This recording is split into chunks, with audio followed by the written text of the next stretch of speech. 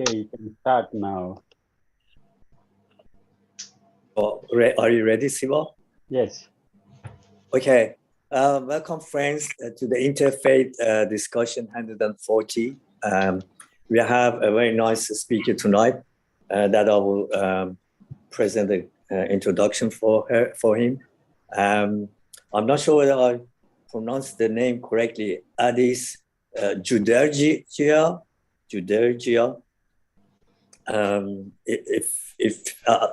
If I said it differently, please correct me. But I'll give you a little bit about his background. Dr. Addis Judergia first was a senior lecturer at the University of Malaya before moving to Australia. Then he became adjunct research fellow to do a PhD at University of Melbourne in former Islamic studies. Lately, he's moved as a research fellow to the University of Western Australia. And now he's a senior lecturer in study of Islam and society at Griffith University. Welcome, Addis. Please mute yourselves, everyone, from now on, so that we have our speaker after the readings. If you are reading a prayer, please mute yourself until your turn comes on. And we have the honoring Indigenous people now. Thank you everyone for coming. And we just pause, and I'm on Worimi country, but each one of us is living and working on different nations' country. And we have a remarkable privilege to be living on thousands of generations of elders and communities teaching, responding to God, and that instruction to take care of the environment, to take care of the people, and to think about future generations. So we want to pay our respects to that tradition, which has been revived and lived out even today. And so it's important that we actually take that custodianship of the environment and each other seriously, even if we are not Indigenous. We learn that principle that God was trying to plant in this country. Thank you very much.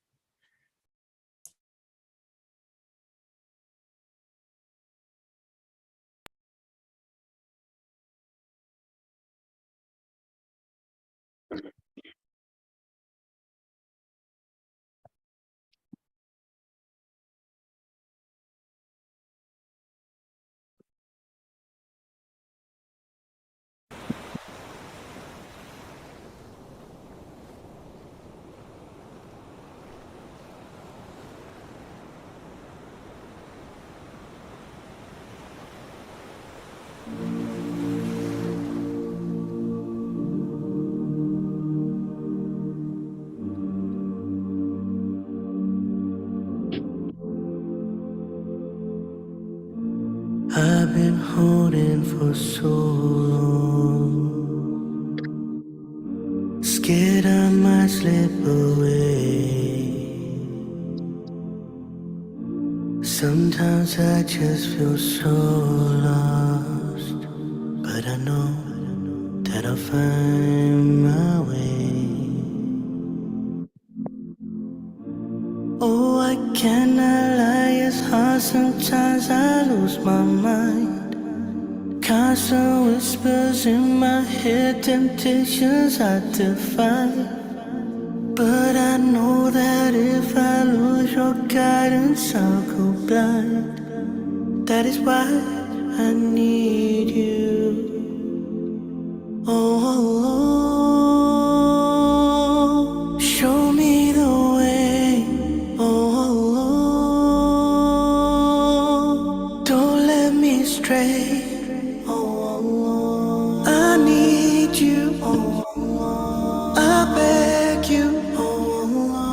Take me out of darkness into your light.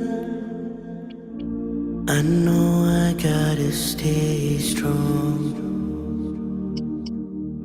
trying hard every day.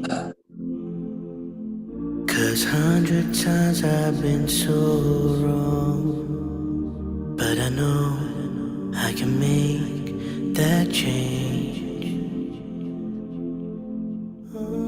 Oh, I cannot lie, it's hard, sometimes I lose my mind.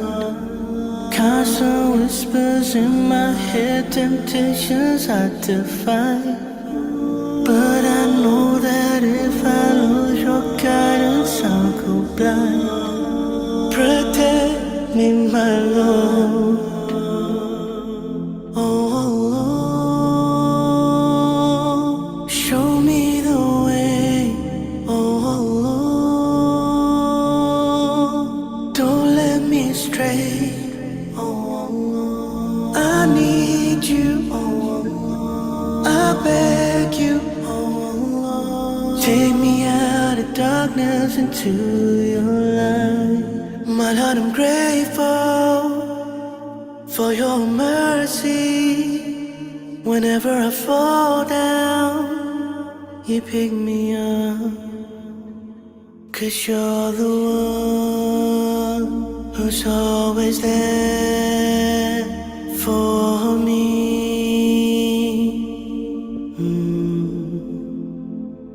Oh, show me the way. Oh, don't let me stray. Oh, I need you. I beg you. Take me out of darkness into your light.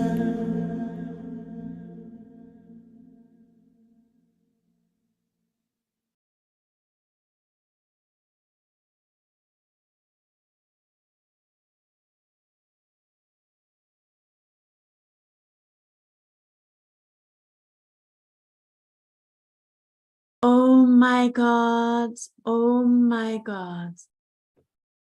unite the hearts of thy servants and reveal to them thy great purpose. May they follow thy commandments and abide in thy law. Help them, O God, in their endeavor, and grant them strength to serve thee. O God, leave them not to themselves, but guide their steps by the light of thy knowledge, and cheer their hearts by thy love. Verily, thou art their helper and their Lord. Baha'u'llah. Say, no man can attain his true station except through his justice. No power can exist except through unity. No welfare and no well-being can be attained except through consultation. Baha'u'llah.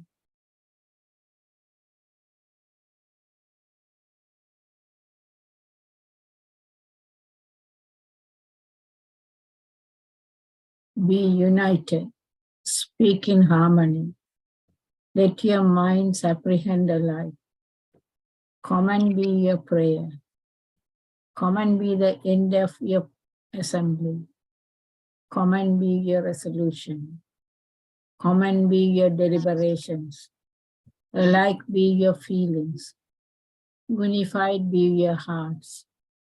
Come and be your intentions. Perfect be your unity. Rig Veda.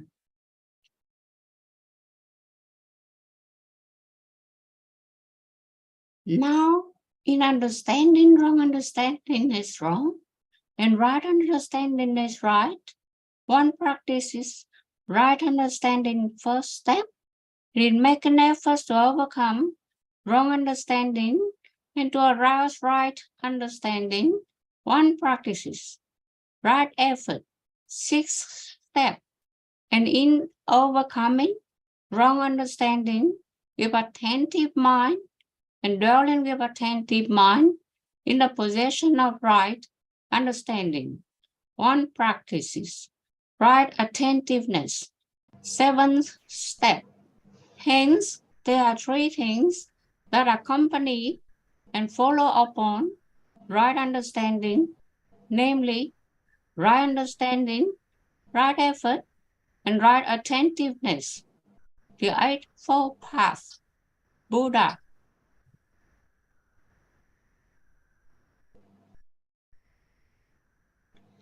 Let the women live in the same style as ye live, according to your means, annoy them not, so as to restrict them, and if they carry life in their wombs, then spend your substance on them until they deliver their burden. And if they suckle your offspring, give them their recompense, and take mutual counsel together according to what is just and reasonable. The Quran, Yusuf R3, Surah 65. The great being said, the heaven of divine wisdom is illumined with the 2 luminaries of consultation and compassion. Take ye counsel together in all matters, inasmuch as consultation is the lamp of guidance, which leadeth the way, and is the bestower of understanding. Tablets of Baha'u'llah, revealed after the Qadhabi Actus. Consultation bestoweth greater awareness and transmuteth conjecture into certitude.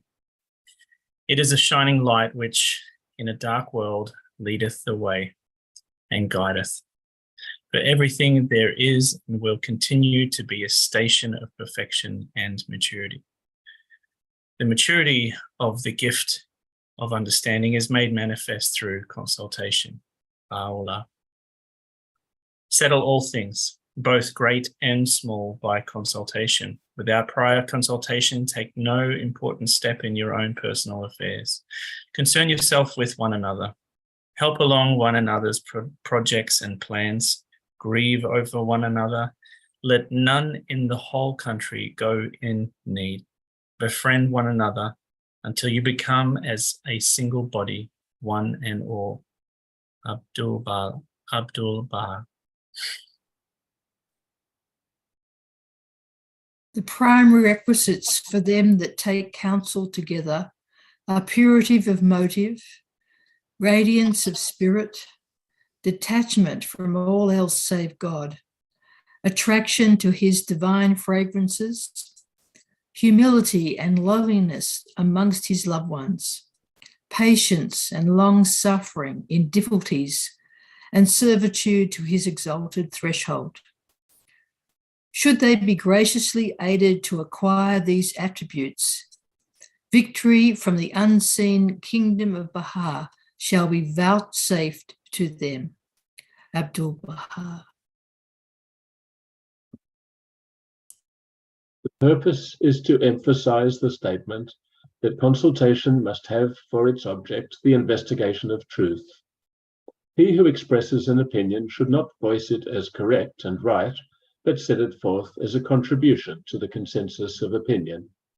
For the light of reality becomes apparent when 2 opinions coincide. A spark is produced when flint and steel come together. Man should weigh his opinions with the utmost serenity, calmness, and composure. Before expressing his own views, he should carefully consider the views already advanced by others. Abdul Baha.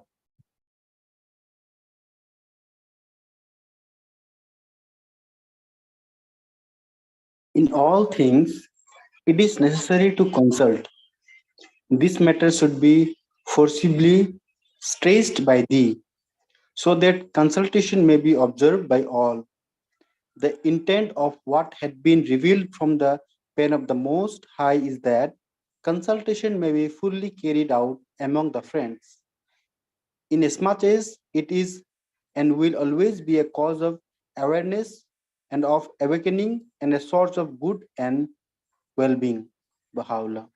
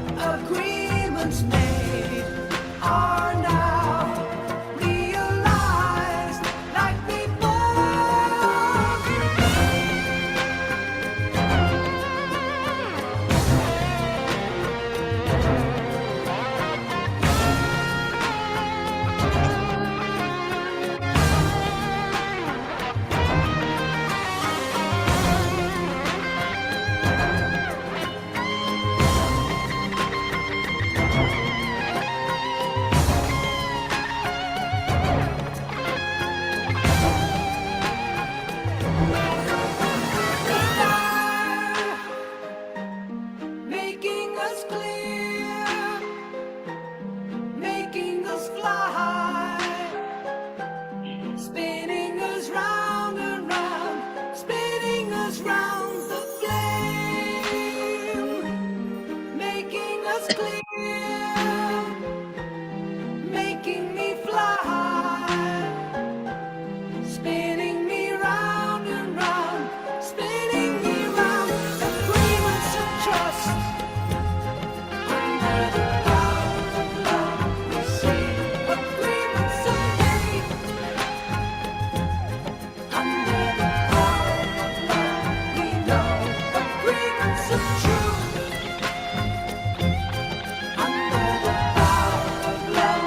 We feel agreements of love under the power of love. We see agreements of liberty under the power of love. We know agreements to set you free under the power of love. We feel agreements of trust under the power of love. We see agreements of faith under the power of love. We know agreements of truth.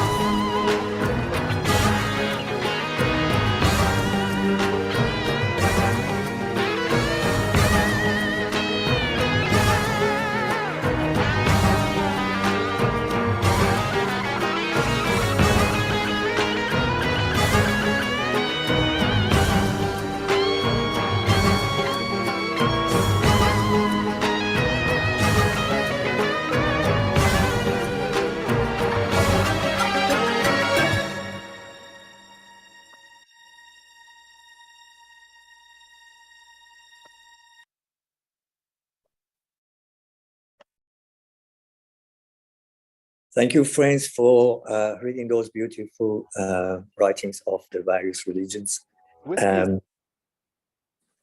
Please mute yourself when you're not supposed to talk. I just want to first acknowledge the original custodians of the land here, we call Australia. Today, for those people that are new, in this meeting, the interfaith meeting, Siva asked for speakers to come and give a talk on various topics of the faith and various faiths. He's invited a distinguished person tonight for us to speak. And in this interfaith meetings, as Baha'u'llah has said in one of those readings, consultation is the lamp of guidance. So we have a speaker talking about a topic, and we consult on that and come to a common thought that will bring us into unity. The topic of tonight is promoting peace and unity in multicultural societies. Insights from Progressive Islam. Welcome, Dr. Adis Judelgia. I hope I correctly pronounce your name. Adis, is your turn. Thank you very much, and I send you my greetings of peace, and I would like to express my gratitude and appreciation to Siva and everyone who has invited me to be with you this evening. I have a feeling I'm a little bit of a stranger. It seems as if you more or less know each other. And I haven't had the pleasure of meeting any of you in person. And I'm really we actually have some new friends that are here, so not everybody. Okay. That's good to know. I'm not the only stranger. That's good to know. My special thanks to Siva for approaching me. I believe it was on social media, and that's how we connected. I can see you have had these interfaith seminars for quite a while now. And I applaud your efforts and all you have done so far in promoting peace and unity, especially in a multicultural society such as Australia. What you are doing is very important, and please continue doing so. Thank you. Let me just share I have a presentation, a PowerPoint presentation. As Dr. Anis suggested already communicated, my talk is titled Promoting Peace and Unity in Multicultural Societies, Insights from Progressive Islam. I will just say a few more words about myself. I'm a first-generation Australian. I was born and I was raised in Bosnia. I came to Australia in the mid-1990s as an 18-year-old. So I had a bit of a journey. I started off as a primary school teacher, but then went into academia. I got my PhD from the University of Western Australia basically on progressive Islam and how it is different from fundamentalist Islam. I looked at different interpretational methodologies. Why do we have very different interpretations of the Islamic teachings? So that was back in 2010, and then I was teaching at the University of Malaya, at University of Melbourne, and I joined Griffith University at the start of 2017. In terms of my research expertise, yes, I have done quite a bit of research on contemporary Islamic thought with focus on the theory of progressive Islam, which is what I will be talking about this evening. I've also done research on Islamic fundamentalism. I also have a long-standing interest in interreligious and interfaith dialogue. Going back to my undergraduate days when I was living in Perth, I co-founded a group called Abrahamic Alliance. And right now I am co-founder of a group called Network of Spiritual Progressives Australia, which is a chapter of a large organization called Network of Spiritual Progressives that's based in San Francisco, California. And I'm also on the executive committee of the Religions for Peace Australia. You might have heard of that organization.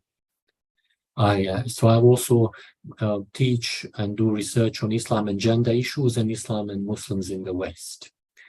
Yeah, so if you're interested to look at my publications, there are a couple of websites here. This one is for free. You can look at some of my publications there. Okay, so now, before I start talking about how we can promote peace and unity in multicultural societies by relying on progressive Islam, I need to explain what progressive Islam is according to the way I have been theorizing. So my PhD thesis was on theorizing progressive Islam, and then I wrote another book that was published in 2017 called The Imperatives of Progressive Islam. And in those two books, I have provided a very detailed explanation and description and analysis of what is meant by progressive Islam.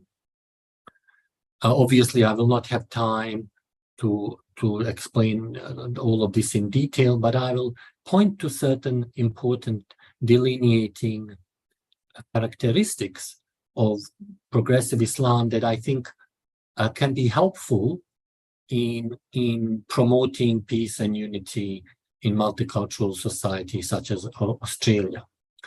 So let me just spend a little bit of time about just delineating or describing the main features of progressive Muslim thought. The first one has to do with this idea that we are probably all familiar with Sufism, which is an Islamic form of mysticism. So when it comes to Islamic spirituality, progressive Islam sees itself as a contemporary rearticulation of Islamic mysticism, based on a panentheistic view of God and a process relational concept of God, which moves away from a classical theistic view of God. So in classical theism, God is seen as something outside of space and time. God is seen as all-knowing, all-powerful. So in progressive Islam, we don't believe in that kind of divine God or divinity. We believe in what we call a neoclassical understanding of God, that is often discussed in Sufi literature and Islamic mysticism. But there are also process relational understandings of the divine in other religious traditions as well. So that's one important thing to keep in mind, that the concept of the divine in progressive Islam is based on a panentheistic and process relational based approach to the divine ultimate reality, which is somewhat different from classical theism, as I said. It emphasizes relationality of God, that it emphasizes the idea that even God is in the God is also in process, that God changes. God can change in response to changes in the universe, including in relation to human beings. This is quite a complicated topic, and it would require a lecture on its own. But I just want to emphasize here that the concept of the divine in progressive Islam is more attuned with Islamic mysticism that we know as Tasawwuf, or in the West as Sufism. It highlights the relational aspect of God, that God exists in a relationship also. It's not, God is not outside of space and time. The second point is this idea that progressive Islam welcomes new ideas, creative ideas. It welcomes new sources of knowledge. It is not restricted to classical Islamic sciences. So it is willing to incorporate new ideas, such as ideas about human rights, ideas about gender justice, gender equality, as you will see. So it does not restrict itself to the sources of knowledge and methodologies that have been developed within the classical Orthodox Islam.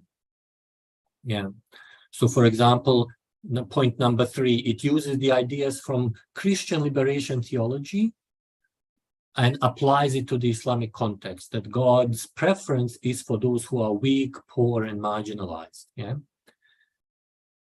As I said, it affirms contemporary ideas about gender justice and egalitarian thought and a non-patriarchal worldview. That's a very important aspect of progressive Islam.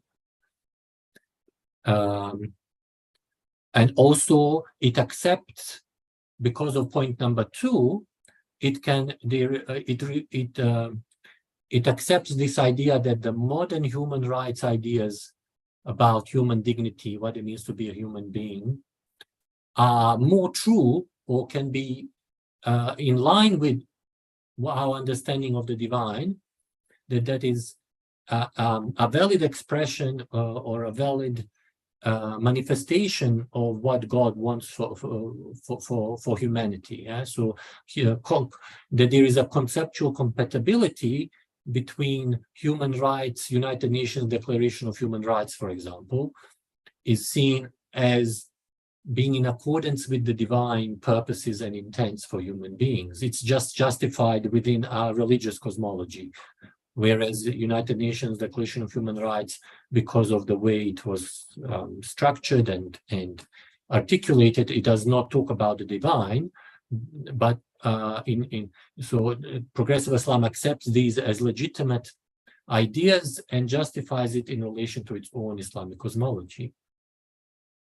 So when it comes to interpretation of Islamic ideas, progressive Islam has a very rational, is based on a rationalist and contextualist approach to Islamic theology and ethics. So contextualization is extremely important when, for example, thinking about interpreting the Quran or other sources of Islamic teachings. Yeah, contextualization and reason is very, very important.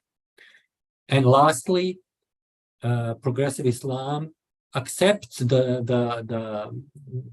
embraces the idea of religious pluralism as something that is as a manifestation of the divine, and that the divine is always beyond human cognition and thinking, and various religious traditions have developed their own understandings and their own pathways to God, but none of these pathways is fully and is not a full does not fully encapsulate the totality of the divine. Yeah, so they are all limited, and not in a negative sense, but because the divine is much more than what the human mind can understand and capture.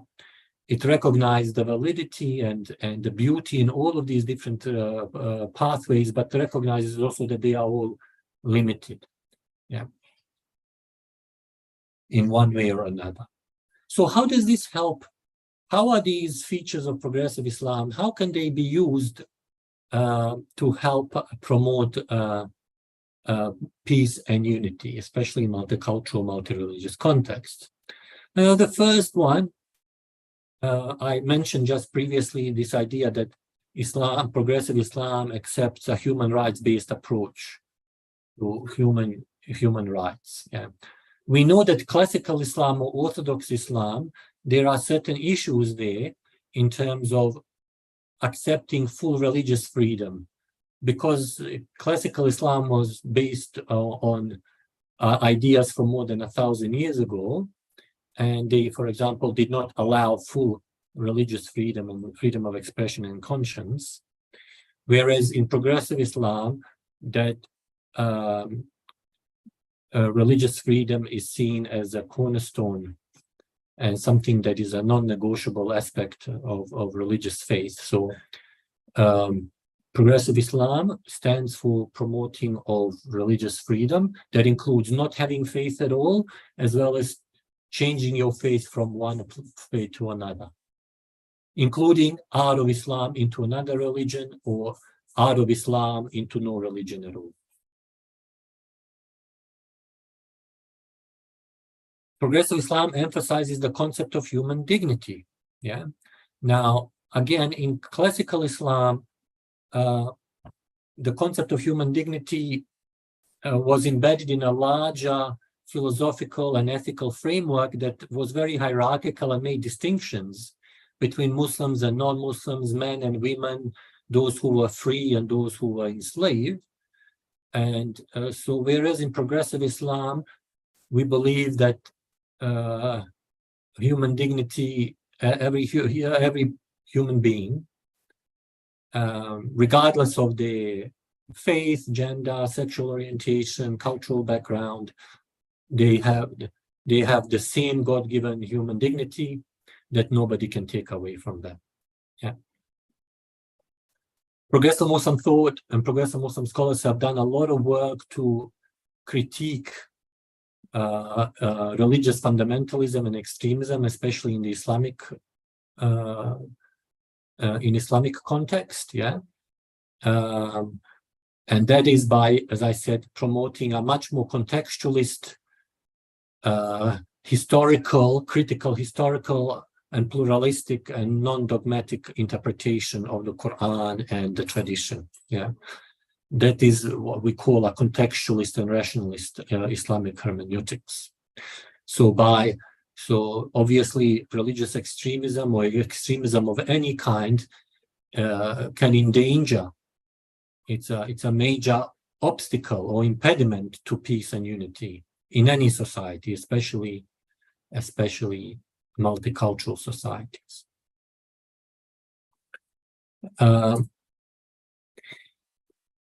Progressive Islam believes that there is universal spirituality. It upholds universal spirituality and considers that each faith is one expression of a larger universal spirituality, yeah, and that it is important, very important, that we recognize that there is wisdom, truth, and value in all different religious traditions, and that they share a common spiritual universal message and wisdom that we can recognize and that manifests itself differently in different wisdom traditions, may they be theistic or non-theistic, such as, for example, in Buddhism. Yeah. The idea of emphasizing the common good. Yeah. So here, the progressive Islam tries to strike a careful balance between hyper-individualism that we find in some capitalistic societies that basically are based upon this hyper-individualistic view of, society and the role of the individual in society, but also doesn't accept the pre-modern communitarian ethics that tends to subjugate or underplay or underestimate or undervalue the importance of the individual. Yeah. So therefore, progressive Islam, in terms of its social ethics and its political and governance-related issues, its aim is to provide a set of social and political conditions that are conducive for the well-being and flourishing of all members of society. Yeah.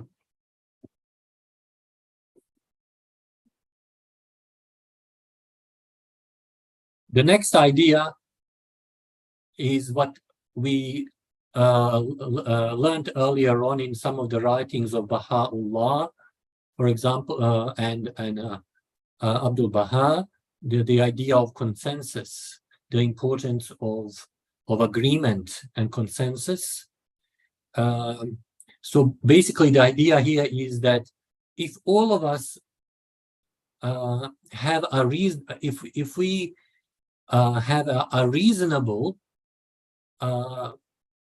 worldview, a worldview that is reasonable and non-dogmatic, then we will find that we have many things in common with people who do not share the same religious tradition as us. It doesn't matter.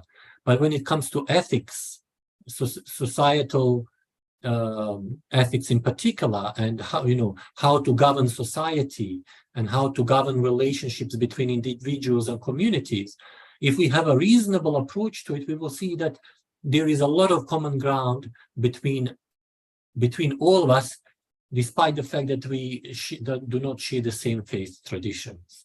Yeah. Progressive Islam also welcomes something that is called civilizational hybridity. Often people tell us, they speak in terms of Islam and the West, or East and West, as if they are completely different and as if they had never interacted or cross-fertilized each other. Progressive Islam, its civilizational outlook is cosmopolitan. It recognizes that civilizations are always products of multiple intersecting, cross-pollinating influences, and especially in relation to the relationship between Islam and West. The idea that the Islam and West are not opposites, that they have actually often fruitfully interacted with each other. There is a lot of common cultural and theological ideas. Yeah, there is a professor of Middle Eastern studies by the name of Richard Boulier, wrote a very important book called the case for Islamo-Christian civilization, where he talks about, usually we hear about this term Judeo-Christian civilization, which is actually quite a new term that was coined by Christian theologians after the Second World War. So Professor Richard Boulier says that if you look at the history of Arabo-Islamic and Christian Western civilization, they have been interacting and contributing to each other's development for a very long time, and they share a lot of cultural common background, and even many Bible and the Quran share many common theological themes, common theological concerns. So it makes a lot of sense to say that, you know, civilizations are always products, they are always cosmopolitan and hybrid, whereas fundamentalists want to tell us that, you know, Europe or West is very different from Islam, and Islam is very different from the West, and there is no common ground. There is, you know. And finally, progressive Islam, because of its humanitarian outlook, cosmopolitan outlook, and its belief that all religious traditions and all people of all different kinds of backgrounds, you know, share the common humanity. Therefore, it is desirable and very important that we recognize each other's humanity, that we develop trust and understanding between us, so that we can live in peace and harmony despite certain differences that we might have, that we can mutually rely on each other, and that decided the golden rule, basically, that the idea that, you know, my best interests will be compatible with the interests of other people as well. So, in conclusion, when we look at all the major delineating features of progressive Islam, we can see that they are very much compatible with the kind of values, practices, and beliefs that are required in multicultural societies such as Australia to uphold peace and unity. Thank you very much for listening.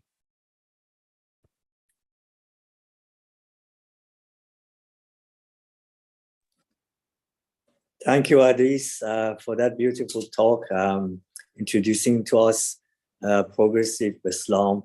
In these days, there's a lot of news coming from different places, like even like from my native place, where fanaticism has taken over, and we all need that sort of concept, progressive. And it's it looks like it's attuned and aligned with the statement of Baha'u'llah for progressive revelation, that you have to accept all the faiths, and they are from one source, the God.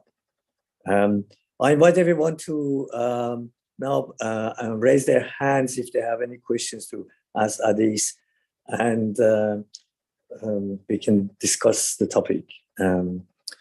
Before doing that, maybe I can ask a question.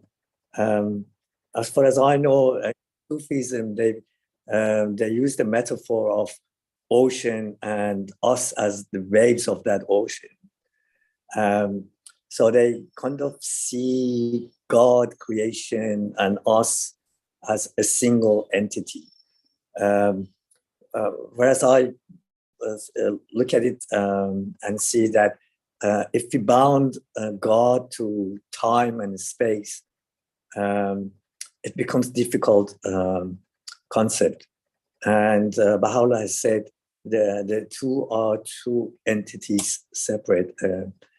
I don't want to say it's orthodox concept, but it's a concept that says that there is a creator and a creation, and the creator has created that creation. So although these do have to be there as a twin, one doesn't have a meaning without the other. So in a way, Sufism is describing that one is to do with the other. Now, my interest is very much aligned with what you said, that Islam is a progressive religion. It comes through a history of all various religions, and it's misunderstood in many ways in West. And your talk is giving enlightenment on that topic. Now, if there's anybody that wants to ask a question, please raise your hand, your virtual hand. David. So, sorry, I can't see. Let me just see. Yeah, David. Yeah, you can speak. David, please ask your question. Thank you. Thank you, Addis, for coming and posting this on LinkedIn. I follow you on LinkedIn because I have a keen interest in process and relational theology. Mine comes from a Christian theological background, and as you're talking, I bookmarked the Islamo-Christian text that you mentioned, so thank you for that. I'm fascinated to know how many people in your are in this space from an Islamic background that are adopting and applying process and relational philosophy and thought to Islam in the same way as people like John Cobb and people like him have done so in the Christian faith. Would you like me to respond right now? Yes. Yeah. So I probably need to respond to Ahmed's remark. You see, I take your point regarding Islamic mystics, but the concept of panentheism is not the same as pantheism. So if the God was the same as the creature, that would be, or the God is what, limited to, or let's say God is fully identified with creation and is not more than the creation, that would be pantheism. Whereas panentheism means all in God. So God is in a sense more than just the sum total of creation and cosmos. And yeah, Islamic mysticism tends to emphasize that immanent aspect of God, the relational aspect. And in that sense, Islamic mysticism is akin to process theology, process relational theology, because it emphasizes the relational aspect of God, the idea of the beloved, God being my beloved. However, Islamic mysticism is of the orthodox kind, is still phrased within a classical theistic concept of God. So it doesn't have, from a kind of a philosophical perspective, it hasn't really addressed, or it hasn't articulated a different concept of the divine that would be comparable or compatible with Professor Charles Hartson's view of God, which is the touchstone, which is the main, where we get the main understanding of process relational God. It comes from a person called Professor Charles Hartson, and he has developed this idea of a process relational divine. This can be really complicated, and it's a kind of a philosophical theology, and I don't think we have time and space to talk about it right now. But what's important for me to convey, as David was saying, is that there are actually some Muslim scholars, apart from Islamic mystics, like Muhammad Iqbal, for example, has emphasized this idea of God being co-creators with God. So the idea, emphasizing the idea of creative and novelty, which is very important in process relational theology. But it's not a fully fledged. Currently, right now, what I'm trying to do is develop a progressive Islam 2.0 that is more informed, because the previous work I did on progressive Islam was more a kind of a correction of classical Islamic thinking on theology, ethics, and law. And I'm trying to now develop a more fully fledged. But your question was, yes, there are groups, Muslims in the United States. There is a young scholar in Norway by the name of Farhan Shah, who is developing a process relational Islamic thinking. There's going to be a conference next year in February on process relational thinking in Islam.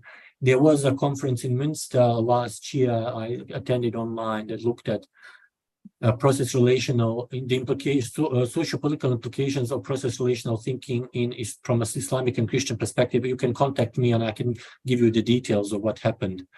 So, but yeah, it is still, I mean, progressive Islam there are a lot of academics, Muslim scholars and academics that fall into this category. Otherwise, I would not have been able to write 2 books about it. Yeah, sure. Yeah. Many of them are women.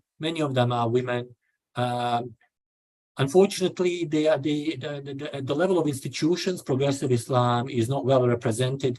Maybe some pockets in Indonesia. There are some traditional seminaries, pesantren in Indonesia that have this kind of flavor to them. But it's primarily kind of academics, intellectuals, some public intellectuals, and activists who are working in gender and sexuality space in particular, who would find these kinds of who accept or who are proponents of this kind of thinking. I think it's similar in the Christian space as well. You have people who are trying to approach this from a progressive, use the progressive word, but do so in a process and relational way, which adds a whole depth and flavor and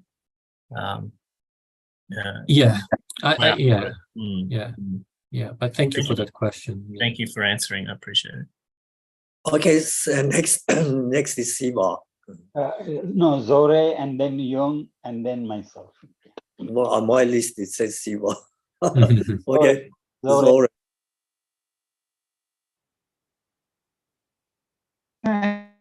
Hello, Adis, doctor. Thank you very much for your talk. I think this was maybe my first time listening to progressive Islam. I know everybody is thinking of everybody. I mean, community and multicultural and inclusiveness rather than separating things. And I just wanted to know, did you say that you are the one who started this move, or is that has been happening for some time, or is that a new thing, or it has been happening for a long time? Because I'm from Iran. Iran is very much the classical things. Yeah.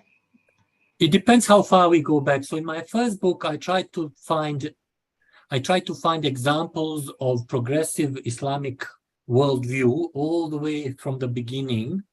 Yeah. But the contemporary articulation of progressive Islam, actually, one of the most important books that I have used as my source, and then I was kind of developing ideas, was actually edited by an American Iranian by the name of Omid Safi. So he edited a book called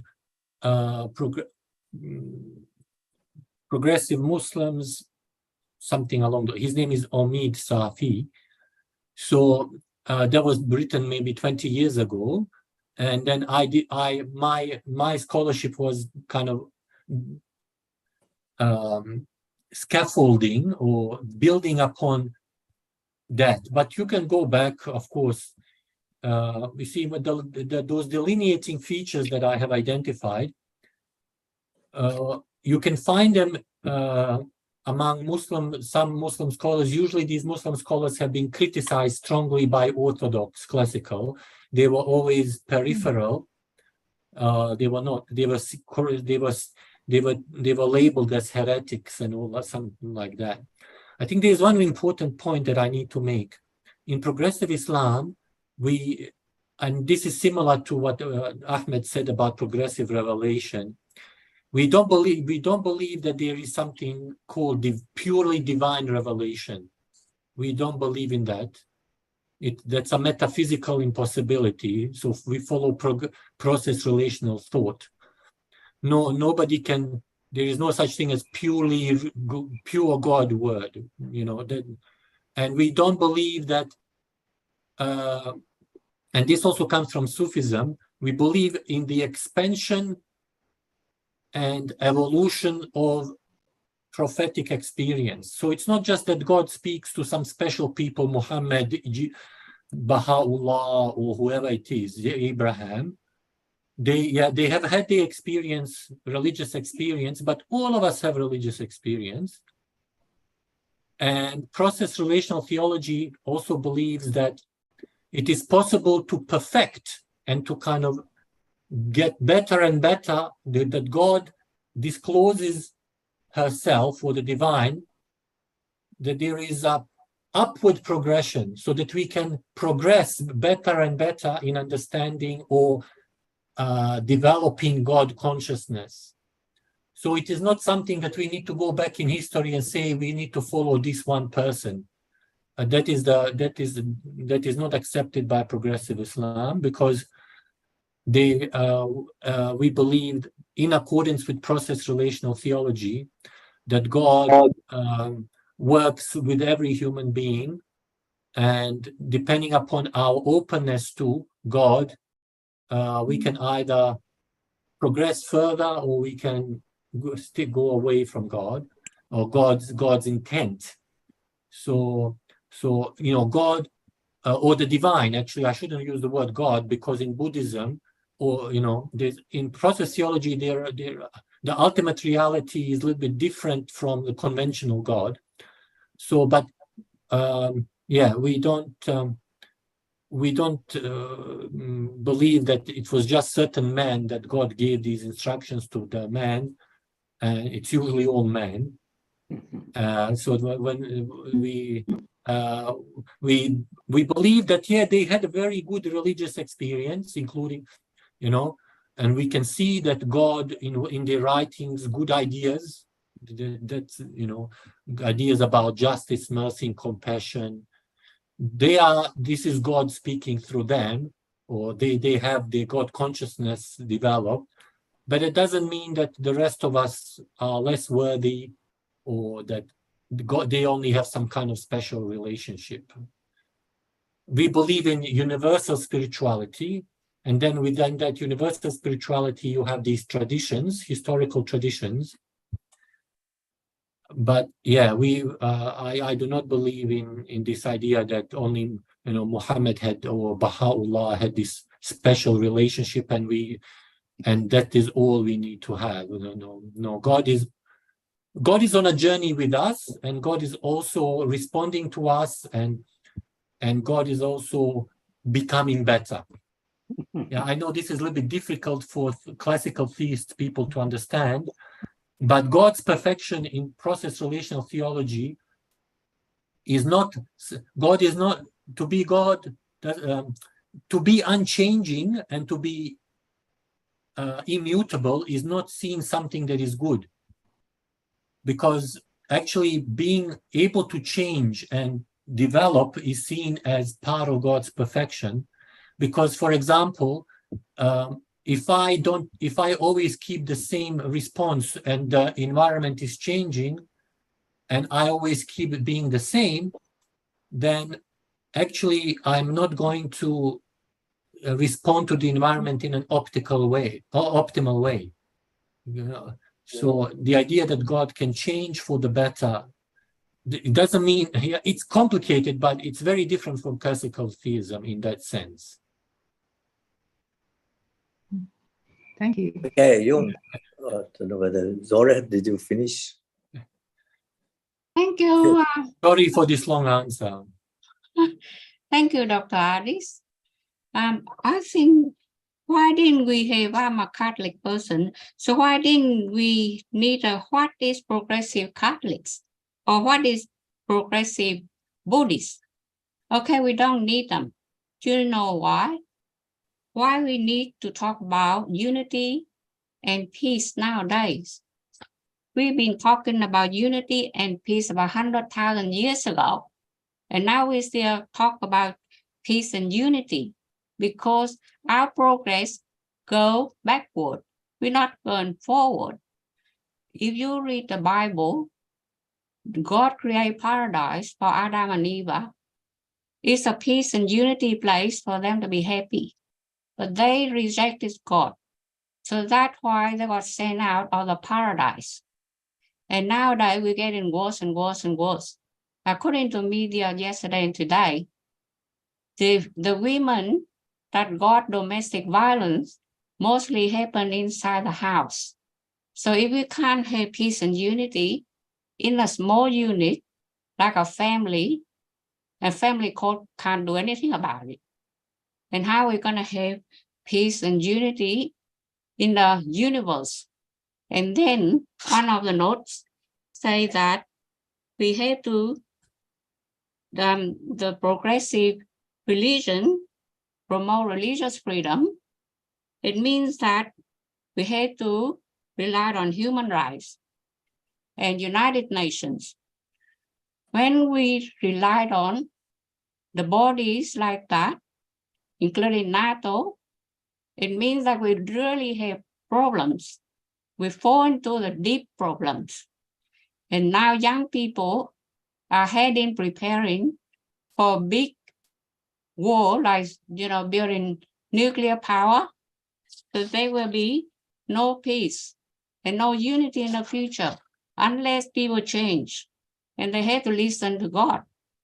But in real life, they don't listen to God. In real life, 10 commandments. How many people follow 10 commandments? I'm the one to narrow the subject so people can understand them. Thank you so much. Is there a question or? Oh, yeah, you actually normally ask the question in a long term, long sentences. Yeah. So what's your question, Jung, again? I think I think she wanted to just give a statement. Yeah. But I would say a progressive faith, whether it's Islamic or Christian, is it's showing acceptance of others. So it's beneficial for us to have progressive faiths because they bring people together rather than separating. So maybe Addis wants to say something about it. That is true. I don't want to take too much of the time. It's important to understand that in progressive faith, divine guidance is not restricted to texts. Bible comes from a certain historical context. Quran comes from certain historical context. The writings of Baha'u'llah, all of that, we have to recognize the context and how where it emerged, why it emerged. So we use critical historical methodologies and historical analysis to say that religious texts are not fully exhaustive of the divine guidance. They are pointers that have valid ideas, important ideas, but also at the level of texts, we have many, many different interpretations. That's why we have many Christianities. That's why we have many Islams. That's why we have many types of Judaism, Hinduism, because texts themselves don't speak for themselves. And there are many scholarly academic sciences that there are many scholars in the world now working on biblical interpretation they have many tools and methodologies that one needs to take into account. So having texts is not enough for us to be united, because they can be interpreted in many ways. They come from different contexts. And we look at the history of religions, we see that people have always disagreed about interpretation of texts. We have to accept, progressive religion says that God is beyond words and beyond texts. And while texts can help us, to some extent, but they don't solve the problem of unity and understanding, because they can be interpreted in many ways. I'll leave it at that.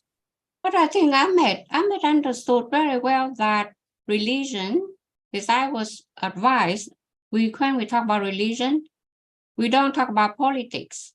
And because in the progressive religion, you have to engage politics in human rights, NATO, all this. Not NATO. No, I mean, not just NATO. say for example. No, it has nothing to do with NATO. And United Nations, United Nations, but I mean, I'm just like sideways a little bit, because I only mentioned United Nations in relation to the concept of human rights and human dignity. Okay, because when we look at different religions, I will tell you from my tradition in Islam, for example, men and women, according to the traditional understanding, men and women are not the same. Slaves and free people are not the same. Muslims and non-Muslims are not the same. So there are all these distinctions that are contrary. They are contrary to this idea that all of us have the same human dignity, regardless which tradition we are, if we are male, female, homosexual, heterosexual, if, black, white, brown, or whatever. Okay? So in every religious tradition, unfortunately, traditionally speaking, all of them differentiate and discriminate, especially against women.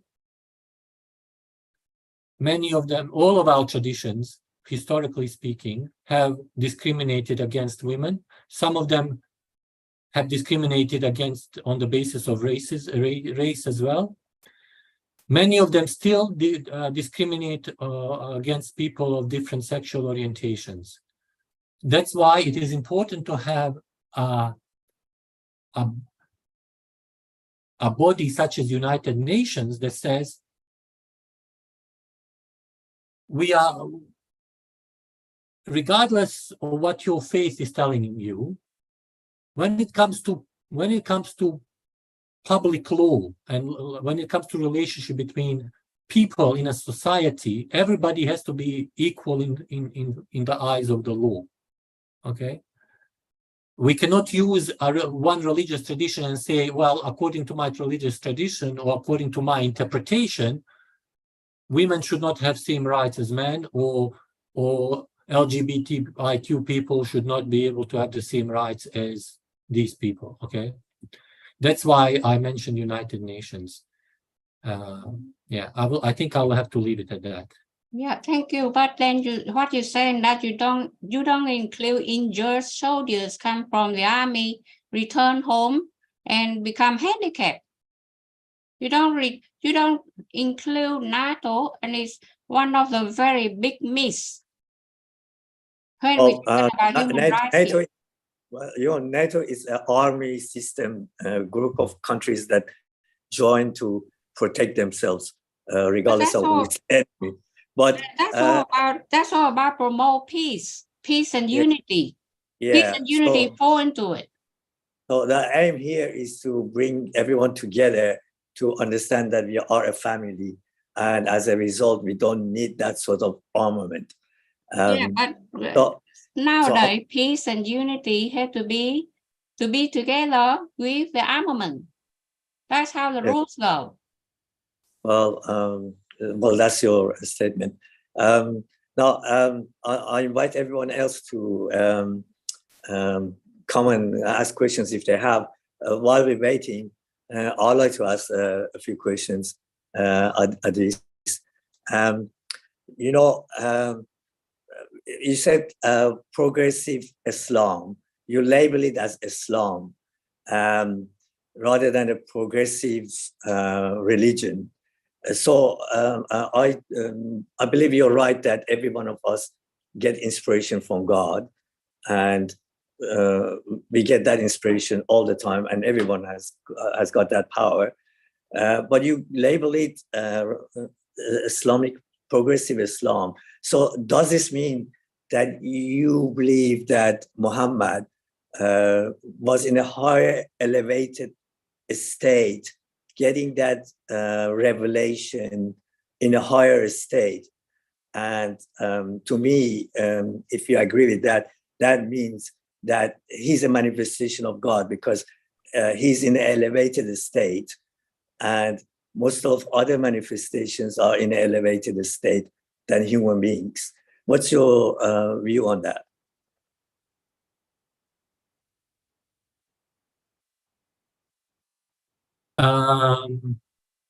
I think Muhammad had a genuine religious experience based on his own context. But that is not necessarily reflected in the Quran. The Quran is, there is a separate question, the canonization of the Quran. So I believe that Muhammad had a genuine religious experience, but that's still very limited according to his time and place. Yeah. So, and out of that religious experience, we have a tradition. Okay. We have a tradition. So every religion is actually a manifestation of a particular culture. There is no culture-free religion. So in that sense, I only associate with Islam culturally, so to speak. And I could consider the Quran to be not divine, like a divine word of God. No, not purely divine. It has many human elements in it, and that even Muhammad, he was a human being, and he didn't have unmediated access to the divine. So he had some kind of a religious experience. But it doesn't mean that his religious experience is better than my religious experience or your religious experience, because it is very subjective. Every religious experience is very, very subjective. And then when you put it in writing, it becomes codified, it becomes, that limitation, you cannot escape the limitation of the human psyche and your condition. It is impossible. So, given his context, the problem is in the Quran we have many ideas that are very bad from the perspective of today, So, and in every religious tradition, in every book, in every sacred book, in the Bible, in the Upanishads, we have ideas that are no longer acceptable and not ethical anymore. That includes including, from my perspective, including the Baha'u'llah's faith. They inevitably, they have their own signature of the time in which they were written, and they cannot escape from their context because they are product of a human mind. That doesn't mean that God didn't speak through them, because we are not separate from God. It's not like God is out there and we are there. We all have, we can embody the divine to a greater or to a lesser extent, depending upon our own ability to, like in Islam, it's called taqwa, God consciousness. Yeah. The more we are in touch with God, the more we can reflect God.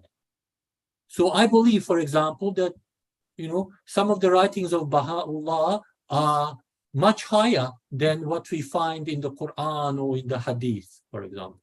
I don't have any problem with that. Or that Martin Luther King Jr., the ideas that he had are even more elevated status than Baha'u'llah, for example. Or maybe we can find some gurus and in the Hindu religion or in the Sikh religion, they have very beautiful ideas, and they also come from God. So it's not like one is better than the other.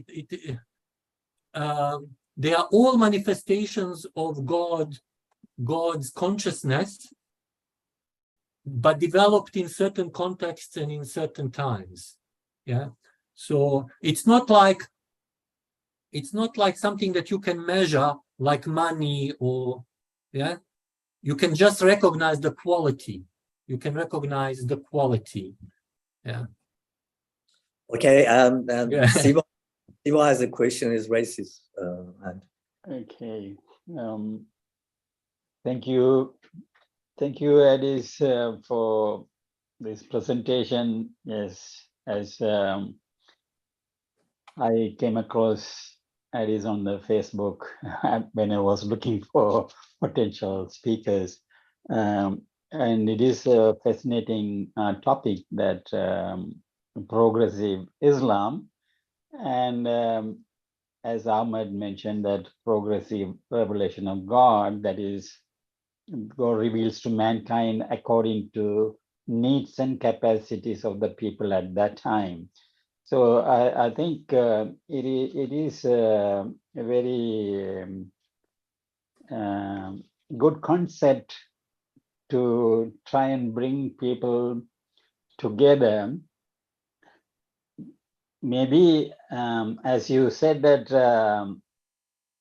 they are open, and progressive Islam is open to new ideas, new understandings. So that itself shows that you are, I mean, the idea is willing to change as time goes on. Now my question is that there are some views that expressed are contentious amongst Islam, followers of Islam, and also followers of other religion. Now, in your dialogue, how do you overcome these differences? Because some friends are so firm in certain beliefs of the idea of God, or what a human being is, what is life after death, and these things. Some friends are very, very firm in their belief. Now, you are promoting, I see from your background, that the unity and peace through dialogues. How do you navigate? How do you overcome these contentious issues? Yeah, look, that's a really important question. And look, interfaith dialogue can only happen if certain conditions are met. And there is a wonderful professor by the name of Catherine Cornell from Boston University. She has written a lot on something called constructive conditions for interfaith dialogue. Yeah. I'm currently writing a book on Islam and the constructive conditions for interfaith dialogue, using her theoretical insights and applying it to Islam. I've already actually published one article, just one article, using her and applying it to one scholar, progressive Muslim scholar, Reza Shah Kazemi, in any case. But she says, to be able to engage in constructive inter-religious dialogue, there are about 5 conditions to meet. One of them is what she calls epistemological or doctrinal humility, which means basically saying that accept that we cannot, that our traditions cannot exhaustively and completely and fully be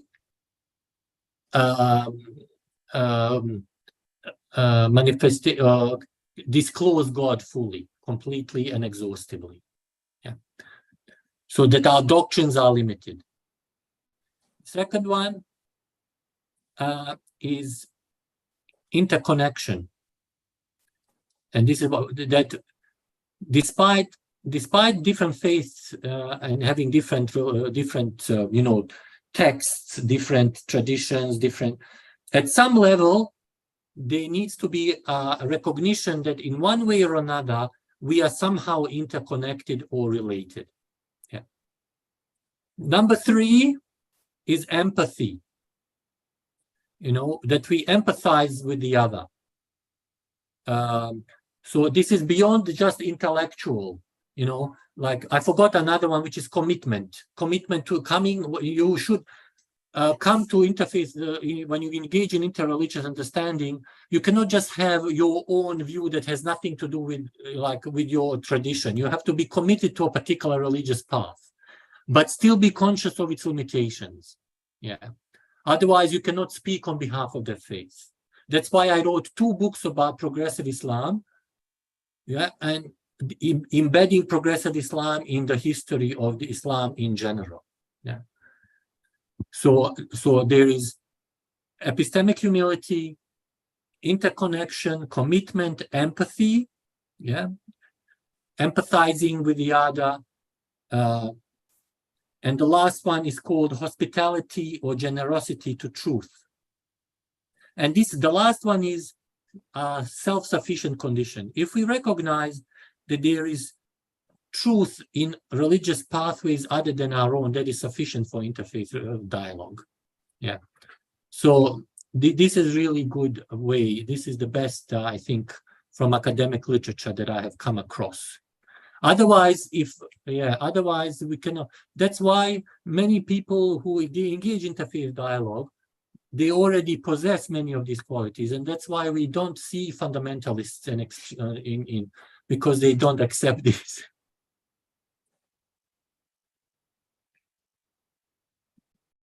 Simo, you are muted.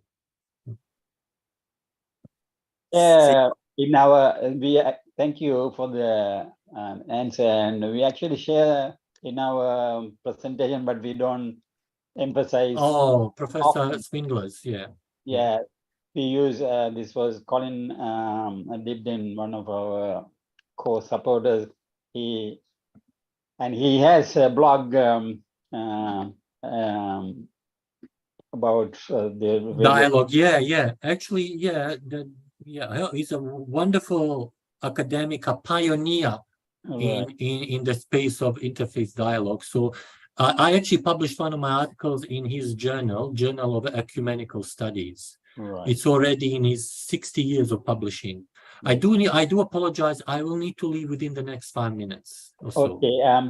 Before you go, that one of the quotation that we read, I think it was Tracy who read, it says the prime requisites for them that take counsel together are purity, radiance of spirit, detachment from all else save God, attraction to his divine fragrances, humility and lowliness amongst his loved ones, patience and long suffering in difficulties, and servitude to his exalted threshold. You mentioned that Catherine Connell was giving 5 conditions, and one of them was humility. So it reminded me particular quotation. Thank you very much. And maybe Adis, if you could answer Colin's question as well. Yeah. Sure. Yes. Colin has been waiting. Yeah. Yeah, waiting. Thank you very much, Adis, and I'll have a look at Professor Kathleen Cornell and maybe update my webpage. 5 points is shorter than 10. and the way you described it sounds very. My question was about reforming religions. Religions seem to be able to change society and change people's hearts because their founders made certain claims and because their teachings were relevant at the time. And then, of course, hundreds or thousands of years later, it's no longer able to answer contemporary questions. So what do we do? If the religion, people don't turn to religion anymore, but then when we try to reform the religion or something like that, people get disenchanted with that as well. I'm just wondering how you feel that the world could, something could capture people's hearts and imagination and answer contemporary questions and become a movement. Yeah. Excellent question. All I can just reiterate in the importance of accepting the idea of universal spirituality, and that this universal spirituality we can find wisdom nuggets and pearls of wisdom in every reified religious tradition. Okay.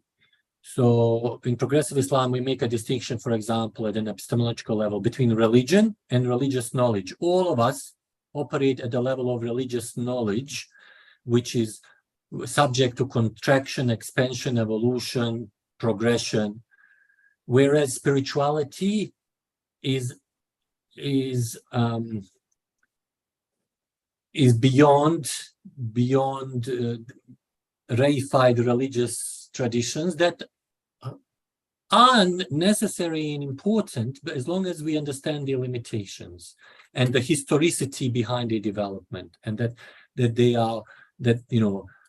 have evolved and developed over time, but that but when we engage, that's why it's so important to engage in comparative theology and interreligious studies, because we see these commonalities of development and these similarity in these ideas, but then also to transcend these doctrines and articles of faith and belief, which are inevitably embedded, located within a particular construct, but that there is something beyond that, the spiritual, universal spirituality that we all can tap into as kind of as pointers towards the ultimate transcendent, ultimate reality, and that's the best we can ever get. And I think subjective religious experience, or the religious experience of each and every person, if it's cultivated and if it's embedded in an ethical framework, it's a better guide than relying on secondhand traditions and texts. And Thank you very much. Thank you. Okay, we normally go until 9 o'clock, but if you have to leave, that's okay. I didn't know it's just I have children whose bedtime is close. Oh, okay. Yeah. Okay. Thank you, Adis, for coming to our group and giving that beautiful talk.